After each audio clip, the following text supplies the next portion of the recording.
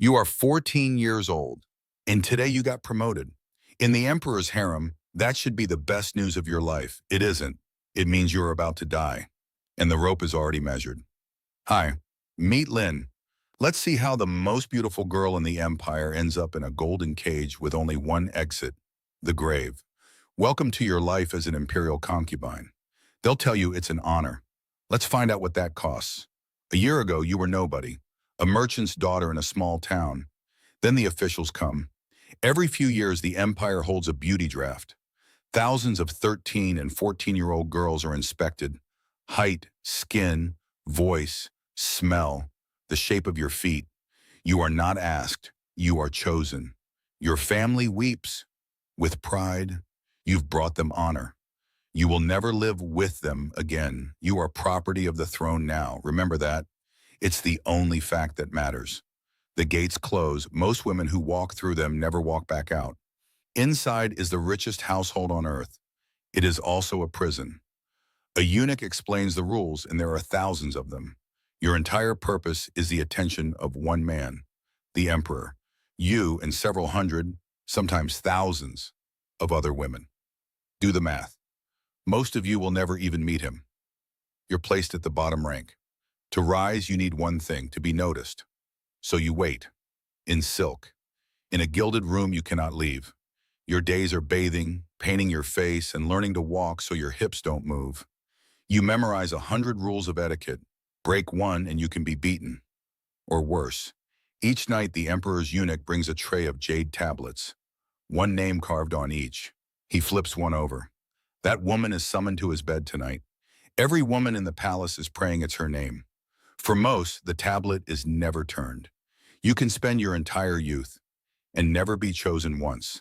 And if you are chosen, you're stripped, searched for weapons, wrapped in a blanket, and carried to him by eunuchs. There's even a time limit. A eunuch outside calls when it's over. Romance. And every visit is written down. Here's where it turns deadly. With this many women and one prize, the harem is a war. Poisoned tea, whispered lies, accusations of witchcraft. The higher ranks protect their place. A pretty newcomer like you is a threat. Every gift might be a trap. Every friend might be reporting you. Above them all sits the empress. Cross her, and you simply disappear. So far, a palace full of bored, terrified, weaponized women, all fighting over a man most of them will never touch. And they called this the greatest honor a girl could earn. You start to understand the songbird in your room. Beautiful, fed, and never, ever let out. Then one night, against all odds, he turns your tablet. You are noticed. For one night, you matter. And then comes the thing every concubine dreams of and should fear most. You're pregnant. A son could make you powerful, which makes your child the most hunted person in the palace. Miscarriages here are rarely accidents. Babies vanish. Mothers too. You stop eating food you didn't watch being made. You sleep with one eye open. For years, and if you fall out of favor, if you anger him or just get older, you're sent to the cold palace, a real place, a wing for forgotten women, no visits, no purpose. You are not executed. You are just left to rot for decades. You cannot leave. You cannot remarry. You cannot go home. There is no door marked exit. The gold isn't there to spoil you. It's there so the cage photographs well. So you survive a year, 10 years. You get good at it. Maybe you even find something to live for. And then the one thing you never let yourself imagine happens. The emperor dies.